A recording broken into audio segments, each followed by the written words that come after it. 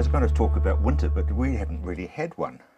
Well, as Jim was saying, just previous speaker, I mean, it's been such a mild winter, it's unbelievable. I mean, it's been fantastic from two perspectives. One, the feed utilisation has been superb, Rob. I mean, there is no excuses for feed wastage in conditions like we've had.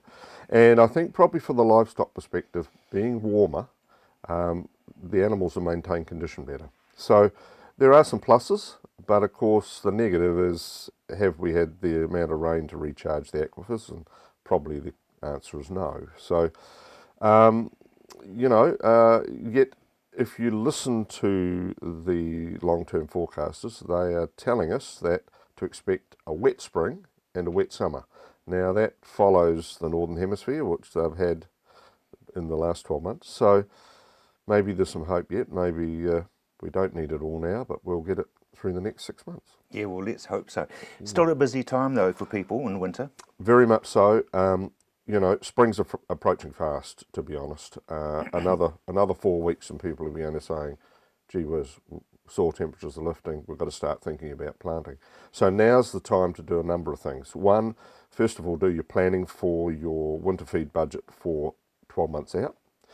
And secondly, to do your planning for your spring planting of some specific crops, things like some lucerne, which is really a spring planted program, or variety I mean, and that's a spring planting program that you've got to get yourself sorted out for. So that's a combination of liming, getting your pH right, and then effectively making sure you've got seed bed consolidation ready to go in that critical period of sort of late October, early November.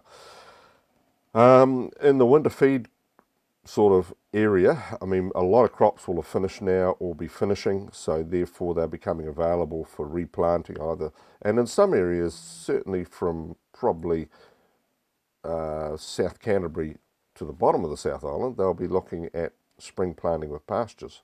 So permanent pasture sow down happens in the spring down there. So a lot of that will be ex-green feed crops. So there's a lot of options out there. There's obviously your ryegrass, you've got other species that you can try.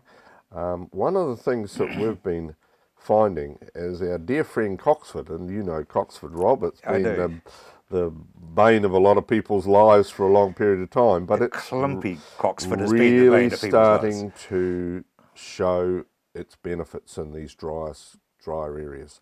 The new Coxfords are so much better. They're much more palatable, they're much finer leaved, not clumpy, and really their productivity is amazing.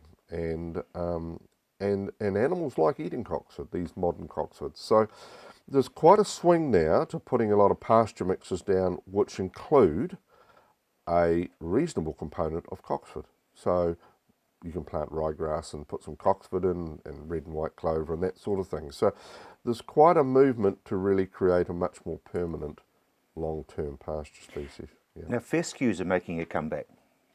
Fescues are really sort of a specialist pasture, but one that's obviously going to tolerate drought, going to tolerate much better the grass scrub and some of the real problems that we have.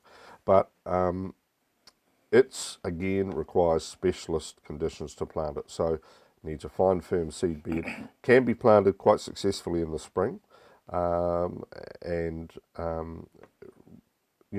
the main thing with fescue is it will be slower establishing than ryegrass. So you've just got to be prepared to sort of ease back on it a little bit rather than rush straight into it. Because we're looking at calving and lambing lumen. Yep. And yes, and well, calving's probably underway now. In terms of lambing, I think certainly in Canterbury, the lambing percentages have been pretty good, the scanning percentages. In some parts of the lower North Island, the facial eczema's had an effect and lowered lambing percentage potentially by 10-20%. So whatever you get on the ground, for goodness sake, you've got to feed it and you've got to finish it, because while product prices are not looking to have a lot of upside necessarily, they're going to be reasonably stable. So you've got to maximise what you've got and turn you know, that lamb into a jolly good finished product. A lot of people going into lucerne. We're seeing a lot of inquiry for lucerne. In fact, it's interesting in the statistics, Rob, that we do within the industry now some annual statistics in terms of how much seed of different categories is sold. And in the case of lucerne, I think in the last 3 to 4 years, we've almost seen a doubling of the amount of lucerne seed that's sold on an annual basis. So a lot of interest. People obviously using it as a pure swatter and a component of a pasture, and really that's what they should be focusing on. And lucerne seed supply is okay, so there's reasonably good seed supply. We've certainly got available Force 4, which is the number one lucerne that has been sold in the last 5 years. So there is good supply.